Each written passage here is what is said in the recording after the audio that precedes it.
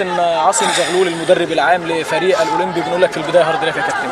الحمد لله، مبروك للولية، وان شاء الله الاولمبي تكون بدايه العوده تاني باذن الله المنافسه ان شاء الله. هل في اسباب النهارده ورا هزيمه النادي الاولمبي، اول هزيمه للاولمبي يا كابتن؟ في غيابات كتيره احنا شايفينها، جاكسون وسوستا وصلاح اثروا على الفريق طبعا، لكن هي عدم توفيق في النهايه. انما اتمنى ان لعيبه الاولمبي يعني ياخدوا درس من مباراه النهارده يعني. عارفين ان الاولمبي عنده مباراتين مؤجلتين مع فريق الحمام ومع فريق ابو قير الاسمده، خدوا المباراتين دول ازاي؟ باذن الله برضه احنا عندنا ثبات في التشكيل الى حد كبير، وان شاء الله نستمر زي ما احنا كده، نحاول نفوز بالمباراتين دول عشان يحطونا في المكان الصحيح. هو في يعني حاله فوز فريق الاولمبي بالمباراتين دول يتصدر المجموعه ان شاء الله، ويستمر بقى ينهي الدور الاول يعني ان شاء الله. باذن عاوز تقول حاجه لمجلس اداره او جماهير النادي الاولمبي؟ الناس واقفه معانا، وان شاء الله يستمروا معانا، ودي كابو باذن الله وتعدي، وان شاء الله الامور ترجع زي ما كانت واحسن ان شاء الله. هارد لكم بالتوفيق في اللي